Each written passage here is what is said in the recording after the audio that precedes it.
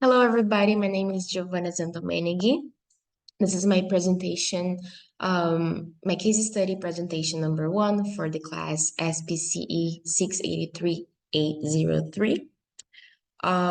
In today's presentation, we're going to be cover um, some information about this particular client, understand a little bit more about his assessment, the tools that were used in order to conduct the assessment.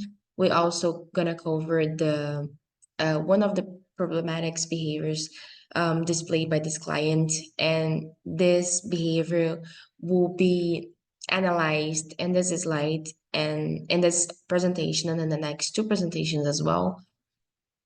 So this is a introduction to what we're going to be discussing in the next meetings.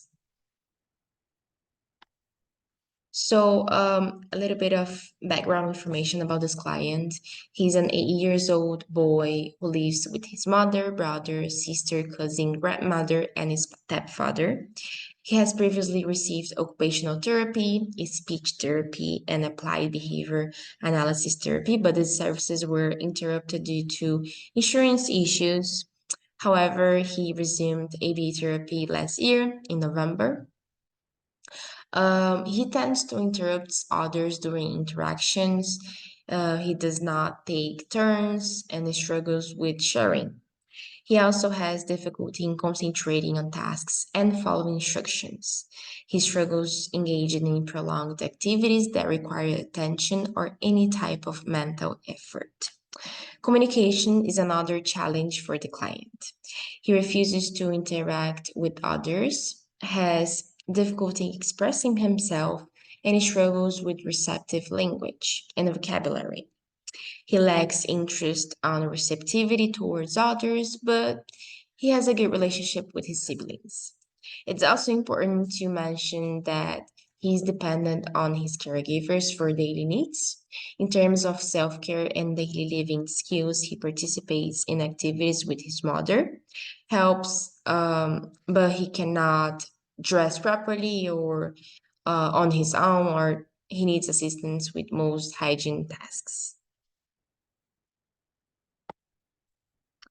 The assessment was conducted using the BASP, which stands for Behavioral Assessment Service Plan, and it includes various tools and methods such as the ABC, which you already know, Antecedent Behavior and Consequence Chart, the MASS Motivation Assessment Scale, FAST Functional Analysis Screening Tool, the FAI Functional Assessment Interview, and multiple observations as well. Besides that, the quality of life assessment was conducted, the reinforced preference assessment as well. We are going to be discussing about the Vineland and the Basque 3, which were also utilized. We're going to be covering in the next two slides. Additionally, the process involved reviewing historic documentation, analyzing information, and compiling the findings into a comprehensive report. One of the two main tools used to, sorry, to complete this assessment was the Vineland, as I mentioned before, the Vineland Adaptive Behavior Skills. The Vineland includes a few domains to evaluate the client's adaptive functioning, and these domains are the adaptive behavior, which provides an overall summary measure of the client's adaptive functioning. The communication domain, this domain measures how well the client exchange information with others. It includes taking in information, expressing himself verbally, reading and writing. The daily living skills, which assess the client's performance on practical everyday tasks appropriate for his age. Necessities include various aspects of self-care, like dressing himself or helping around the home, as well as functioning in the community, like buying things. There's also the socialization domain. This domain reflects the client's functioning in social situations. It covers his interpersonal relationships, play and leisure activities, and coping skills in social settings as well. Um, the second one, as I mentioned before, is the BASC. Uh, this BASC stands for Behavioral Assessment System for Children, specifically the Parent Relationship Questionnaire, which was the one used. The BASC PRQ focus on using T scores for the following areas. The communication score, which describes how the parent feels about the amount and quality of information exchanged between the parent and the child. The discipline practice score describes how consistently the parent feels they respond to the child's misbehavior and how strongly they feel about establishing household and family roles. The involvement score describes how the parent feels about participating together in uh, activities with the child. The parent confidence score describes how confident and comfortable the parent feels about caring and raising the child, which I bet is not easy. The satisfaction with school scores obviously describes how satisfied the parent is with the child performance in school and whether it meets their educational needs. Lastly, the relational frustration score describes how stressful the parent perceives their common parenting situations to be. So, the behavior that we're going to be covering is the Sorry, I hope that this screen that I see is not in front of your screen and you can see the whole text. The client engages in task refusal, and we're gonna be covering this. Before that, I would like to say that the client has a good family support and solid social support system.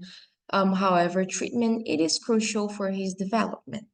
The client was diagnosed with autism spectrum disorder associated with language disability and intellectual impairment, as I showed you in the first slide. And in addition, he's diagnosed with attention deficit hyperactivity disorder, which interferes with his daily functioning.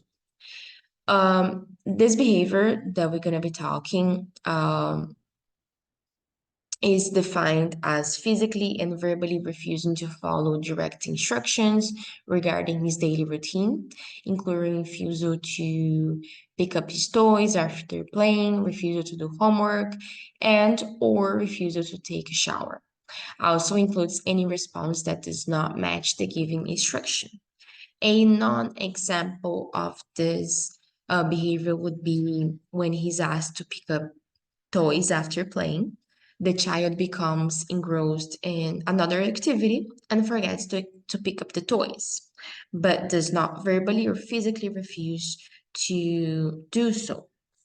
Also, when instructed to do homework, for example, or take a shower, the child might start daydreaming or playing with something else and does not complete the task, but there is no verbal or physical refusal involved. The antecedents for this behavior, it occurs when caregiver requests the child to perform a direction, such as cleaning up his toys.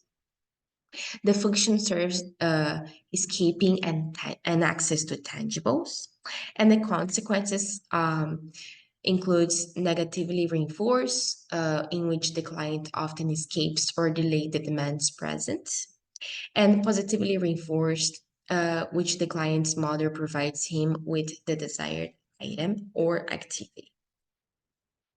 So this was a very brief presentation about the assessment conducted with this child, the problematic behavior that we'll be focusing on, and a few tools that we use, understanding how these tools were used in the assessment as well. I hope to enjoy watching my presentation. Thank you very much.